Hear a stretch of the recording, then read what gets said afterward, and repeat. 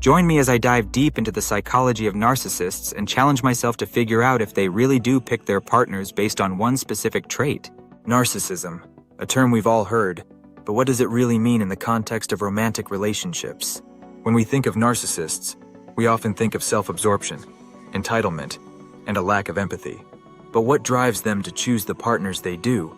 And what are the consequences of being in a relationship with someone who exhibits these traits?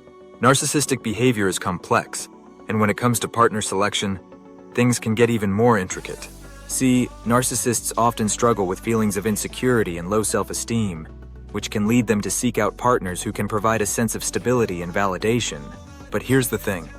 They're not looking for someone who will genuinely care for them or help them work through their issues. No, they're looking for someone who'll worship them, someone who'll feed their ego and make them feel like the center of the universe.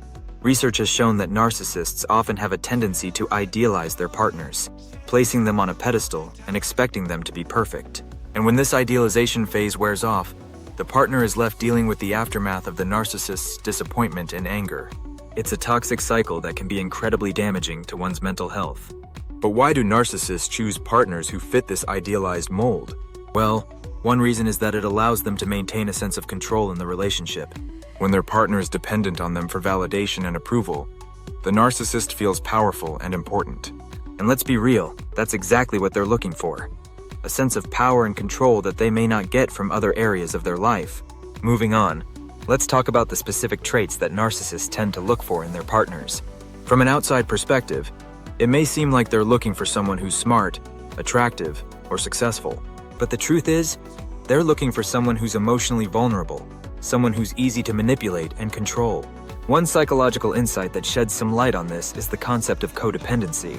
Narcissists often seek out partners who are codependent, or those who are prone to people-pleasing and lack boundaries. This allows the narcissist to take advantage of the partner's need for validation and use it to their advantage. Another trait that narcissists often look for is empathy, but not in the way you might think. They're not looking for someone who can genuinely understand and support them. No, they're looking for someone who'll be overly accommodating, who'll take on the role of caretaker and problem solver. So, what's the most significant trait that narcissists prioritize in their partners? It's actually something that might surprise you. It's supply. Supply refers to the partner's ability to provide the narcissist with a constant stream of emotional validation, admiration, and attention. And this supply is crucial for the narcissist's sense of self-worth and identity. In other words, narcissists are looking for partners who will be their personal supply of validation and admiration. They're not looking for a genuine equal partnership. They're looking for someone who'll feed their ego and make them feel important. So what's the takeaway from all of this? Narcissists do pick their partners based on specific traits that allow them to maintain a sense of control and power in the relationship. And it's crucial that we're aware of these tactics, not just for our own protection, but for the sake of building healthier, more authentic relationships.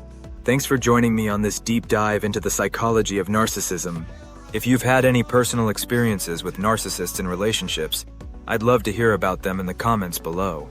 And don't forget to check out my next video for more insights on relationships and personal growth.